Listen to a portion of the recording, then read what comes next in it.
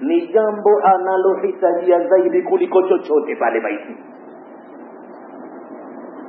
Kubwa zaidi pale kwa watu ni kumtakia kwa Mwenyezi Mungu kauli thabit na sio kumfundisha yeye. Si uongozi wa Muhammad kwamba afundishwe yeye kwamba hapo sasa itabidi jibu hivi. Hapana, wamtake Mwenyezi Mungu. Likishawekwa sawa kaburi, anasema Sayyidina Uthman bin Affan, mtume wa Mwenyezi Mungu alikuwa anasimama na kuambia wale hudhuria wote pale. Anawaambiaje? Istaghfiru li akhikum was'alu lahu tathbita fa innahu al'ana yus'alu. Takeni msamaha kwa ndugu yenu huyu na mumuombe kauli thabit, kwa sababu hivi sasa yeye anaanza kuulizwa.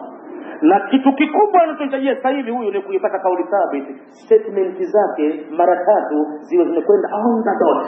Amejibu sawa sawa, ataachiliwa hapo makini kabisa. Lakini kama atababaika la adri la bas, kashaumia pale. Ni pahala penye mtihani wa mwisho. Akijibu vizuri pale basi ni alfaizina. Na hawezi kujibu vizuri mpaka awe ni mtu alioishi Kiislamu tokea hapa duniani. Hatopata pale bahati kwamba kabahatika labda imetokezea tu hivi. Hapana, hawezi kuipata bahati hiyo. Hatobabaika yule ambaye ndiye, na wala hatoweza kujibu sawa sawa yule ambaye siye wakati ule. Jambo hili la kutakiwa kauli thabiti ahwaja ma kana ilayhi ni jambo analohitajia zaidi, ambaye katika haja zilizokuwa maisha yanataka, basi hii imekuwa ahwaja ma kana ilayhi, ni haja zaidi iliyokuwa kwa maisha. Hapa ndio inatakiwa.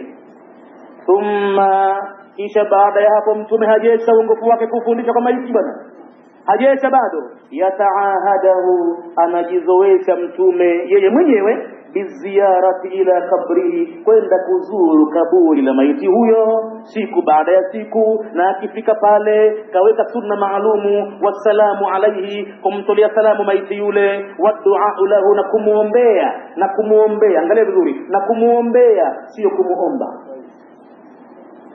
Kumuomba itakuwa ni shirki, hana uwezo kubachota kile maiti, hata akiwa nani, hata akiwa yeye mwenyewe mtume. Ni kuombewa, ni kutolewa salamu maalum, assalamu alaikum ahla ad-diyari qaumun min al-mu'minin wa inna insha Allah bikum lahiqun antum salafuna wa nahnu bil athari au antum qaddamtumuna wa nahnu bil athari nas'alu Allah lana wa lakum al-'afwa wal 'afiyah. Hiyo ndiyo dua na salamu rasmi ya kutoa kwenye ulimwengu wa maiti.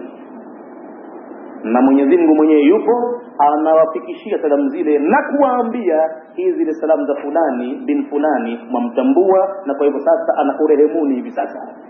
Baada ya salamu hizo unaweza kuomba zile dua za kusalia maiti, Allahumma fil lahum, au kwa peke yake lahu, warhamhu wa'afihi wa'fu anhu wa akrim nuzulahu, na kaza kama tulivyozoea tunaposalia maiti.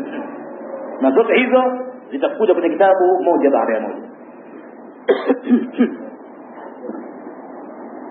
Basi thumma yataahadahu, kisha mtume mwenyewe anajizoesha biziarati. Si kama katupa maiti ndio kishaziko moja kwa moja, anatembelewa na kwenda kutolewa salamu.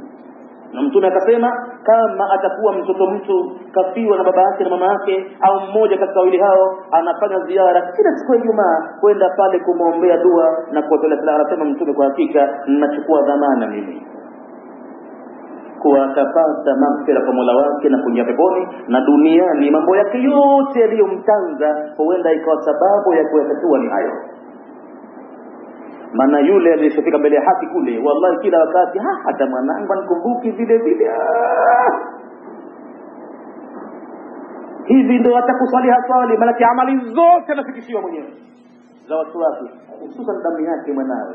Kwa hivyo wako amwat ambao wanakereka mno, na wako maiti ambazo roho zao zinafurahi mno kila wakati, kila saa nakumbukwa na kutajwa, halafu wanapelekewa, wanahudhurushiwa, hivi mwanao mpaka sasa hivi yuko hivi, qari mzuri sana, alimu mzuri sana, yuko na kaza kwake, na kwa ni faida kubwa mno. Na kila roho inapokwenda mpya huko mbinguni, basi kama itakuwa ni katika watu wema, watu wema kuikusanyikia roho ile, wakaanza kuisakama kwa masuala. Umekuja kama hivi. Kisha kila mtu pale na mtu wake anamuulizia, je, vifulani huko, vifulani yake mwendo wake huko, shaacha bangi yake, shaacha maunga, mwanangu yake. Umemwacha vipi fulani? Tunaye msikitini bwana. Anajibiwa, kesha acha kabisa. Hivyo. Kesha acha kabisa, naam, anaanza swali, anafunga, anafanya hivi na hivi, arwahi inaburudika, alhamdulillah. Na yeye ana sehemu zake Mwenyezi Mungu anampa, kwa sababu mtoto wake mwenyewe damu yake kamlea. Lakini kama ataambiwa kwamba unaoniulizia mbona katangulia mwanzo kuliko mie kwa miaka 3 4 mpaka 10, hayupo duniani sasa hivi. Hayupo? Naam. Maadamu hakufika hapa, basi kishafika pala babaya. Man arwahi zote za watu wamefika hapa kwanza, tunaonana, tunazungumza. Madhali hakuja hapa na unasema kwamba katangulia zamani, basi kishaangamia mwanangu. Changia babaya. Hii ndio hali. Kwa hivyo